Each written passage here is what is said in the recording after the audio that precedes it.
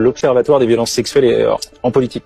Je vais juste m'attarder à la Macronie et là vraiment pour venir ce soir j'ai voulu faire une liste parce qu'en fait il est très difficile de se rappeler de tous les noms qui sont mis en cause. Gérald Darmanin accusé de viol, Nicolas Hulot accusé de viol, Damien Abad accusé de viol après administration de substances, Benoît Simion accusé et condamné pour violence conjugale, Stéphane Trompi accusé d'harcèlement sexuel, Yannick Horry signale à la justice pour agression sexuelle sur une élue, Gilles Legendre, ancien président du groupe majoritaire, signale à la justice pour agression sexuelle, Olivier Duhamel, proche de Macron, présent à la Rotonde le soir de la victoire et accusé de viol, non condamné, il fait prescrit, Isoula Zakharopoulou accusé de viol, Pierre Cabaret, accusé d'harcèlement moral, d'harcèlement sexuel et d'agression sexuelle. Joël Guerriot, Horizon, on peut considérer que ça fait partie de l'univers de la Macronie.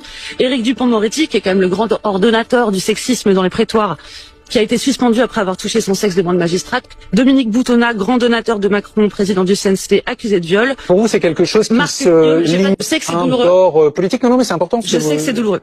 Marc Guillaume, accusé d'harcèlement sexuel. Laurent Bigorgne, proche d'Emmanuel Macron, condamné pour avoir tenté d'agresser une collaboratrice après administration de substances chimiques. Cette collaboratrice était en direct avec nous hier soir pour témoigner.